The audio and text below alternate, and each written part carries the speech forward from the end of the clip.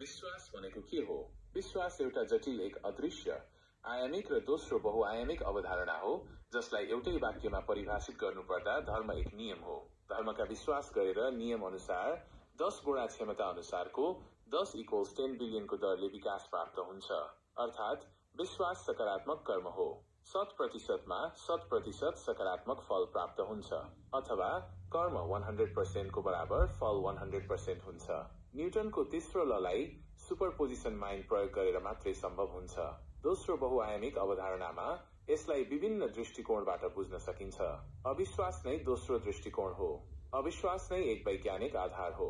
अविश्वासमा कर्म 100% बराबर 0 to 10% मात्रै हुन्छ।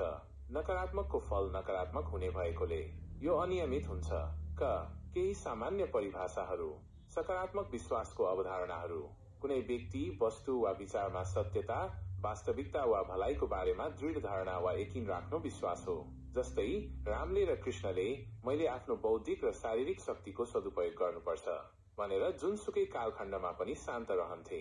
रामलाई कैकेयी सौतेनी आमाले श्राप दिँदा भाइलाई राज्य सुम्पदा उनी अटल शान्त भएर जंगल जान तयार भए। बाबुको मृत्युको खबरले बेखबर भए। नियमको पालना गर्न कति पनि हिचकिचाएन। कृष्णलाई थाहा थियो दुर्योधनले शकुनीको कूटनैतिकद्वारा पाण्डवलाई जुवामा हराउँछ भन्ने कुरा थाहा थियो, तर कृष्णले म पासा पाण्डवको तर्फबाट खेल्छु भनेन। द्रौपदीको सारी तानेर नाङ्गो झार पार्ने दुर्योधनको षड्यन्त्र पनि थाहा थियो।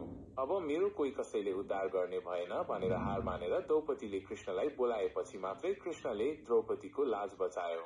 यदि नबोलाउँदा गएमा नियमको उल्लङ्घन हुने थियो। धर्मप्रतिको सकारात्मक विश्वास हो। नियमको पालना गर्नु। विश्वासपूर्वक नियम पालना गरेको भएर राम र कृष्णले रावण र कंसको युद्धमा विजयी प्राप्त गरेको हो। धर्ममाथि भरोसा वा एतबार गर्नु विश्वास हो। कुनै चीजको हुनु वा घट्नुको सम्भावनामा यकिन गर्नु विश्वास हो। विश्वासका विभिन्न पक्षहरू। मनोवैज्ञानिक पक्ष 0% देखि 10% देखि 100% सम्म मनोविज्ञानमा विश्वासलाई मानसिक अवस्था मानिन्छ जसले व्यक्तिको विचार, भावना र व्यवहारलाई असर गर्छ। सामाजिक पक्ष सम्भावना 0% 9% = 10% क्यारेट 10 = 100% सम्ममा विश्वासले व्यक्तिहरू बीचको सम्बन्ध बनाउन र कायम राख्न महत्वपूर्ण भूमिका खेल्छ। धार्मिक पक्ष धर्ममा विश्वास भनेको ईश्वर वा कुनै अलौकिक शक्तिमा 100% आस्था राख्नु हो। विश्वासको महत्व। विश्वास हाम्रो जीवनमा धेरै तरिकाले महत्वपूर्ण छ।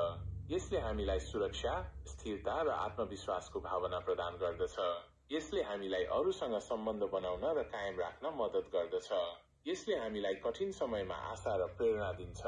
विश्वासका उदाहरणहरू। मलाई विश्वास छ कि म यो काम गर्न सक्छु। मलाई मेरा साथीहरूमा विश्वास छ। मलाई ईश्वरमा विश्वास छ। विश्वास एउटा नाजुक चीज हो जसलाई बनाउन समय लाग्छ, तर तोड्न पलभर पनि लाग्दैन। त्यसैले हामीले हाम्रो धर्मलाई, हाम्रो प्रगति र दुर्गतिको नियम, विश्वासलाई सधैँ 100% सम्हालेर राख्नुपर्छ।